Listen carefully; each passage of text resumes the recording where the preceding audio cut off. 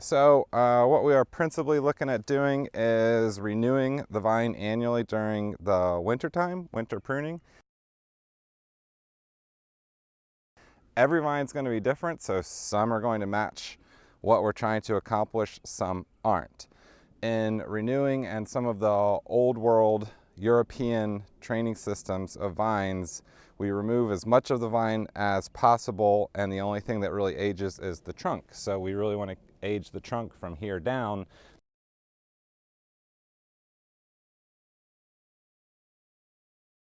But otherwise, in the east coast of the United States, where there is more problems with winter temperatures, moisture implications, some other diseases that can be chronic in the vine stays healthiest if we can remove as much of the peripheral parts of the vine as possible, because most of the chronic vascular diseases will enter the vine through insects feeding on leaves and work their way down into the vine.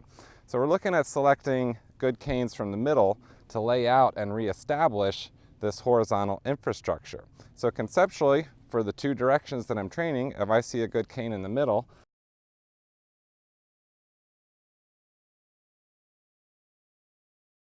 I'm going to make a cut and I'm going to get rid of everything that's out here on this side. It takes a minute to do so because the tendrils grab on pretty strong to all the different wires, and then you hit a point where you kind of yank it and drag it out of there. And so right away, we're going to cut about 2/3 of the way up this wire, and then we have a new cane that is positioned properly to be trained out to be next year's fruiting and cane growth infrastructure is going to conceptually go that direction. So that's one side.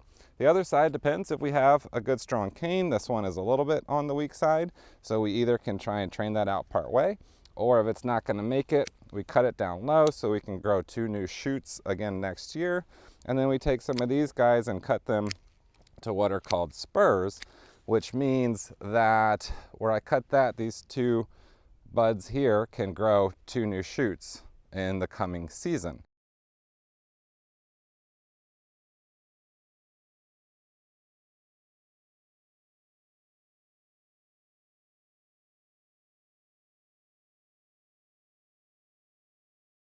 So conceptually, what we're trying to do is 2 of these canes and only do these spurs when and as necessary. Once we have made the pruning cuts, we use a tool that's designed for vineyard and orchard work. It's a taping tool. It's called Protec. It's basically a long roll of twist tie type material. So it is a biodegradable, so completely benign environmental tape that has little metal wires in it, just like a twist tie. We try to remove any ties in the vineyard from the previous year. We tie about 9 inches to a foot below the wire to start with, and then we like to train a very gentle outward curve so that the vine follows more or less a Y shape to it, starting in our renewal zone, which is again 9 to 12 inches below the wire. So we're going to replace these ties on this side, because in any time that you have more than 1 year's worth of wood in the vineyard, that is going to expand, and if you leave the ones on from last year, they can girdle or choke the vine. Once we know that we've gone out about halfway between the 2 vines, we make a cut not right against the last bud, because that will lead to apical dominance, to where that will grow stronger than the rest of the shoots.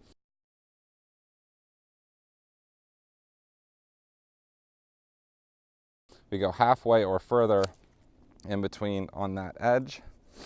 And if we have another vine on the other side, so going backwards, we're going to then take this one and tie it to fill the other space coming in the other direction.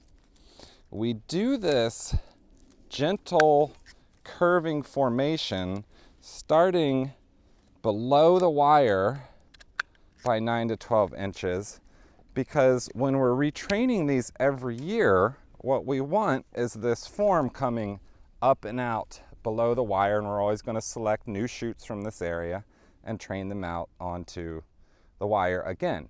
So if we start making this selection at the height of the wire, in order to do this, you have a starting point above the wire and the cane has to come up and bend down, and it's a lot of stress on the vine. What we're trying to do is eliminate stress points on the vine, because the vine naturally wants to have a hormonal response of apical dominance at the end and grow strong. And if you have a very tight bend near the base, that's going to be a stress point. It will collect hormonal response there, grow strong at that point, and be very weak in the area in between. So this gentle curve is key to our overall process and philosophy. Traditionally, it's actually called head-trained cane pruned. This is the head of the vine that is then trained with canes. So head-trained, cane pruned. Maximizing quality and regulated yields. This is the pruning process of choice.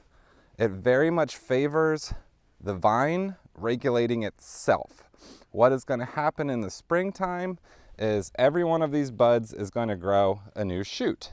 The ones that are conceptually pointing upward, those canes are going to grow upwards. The ones that are pointing downwards, those ones are going to go point downwards.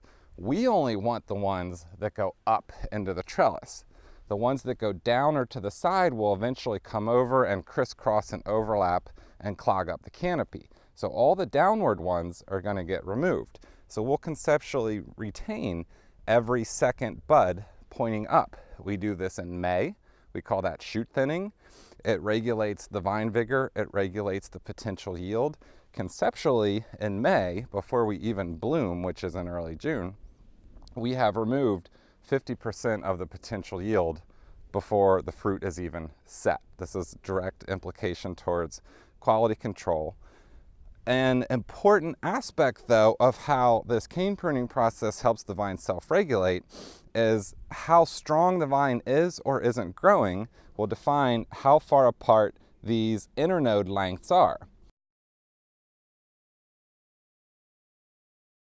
If the vine is growing way too strong,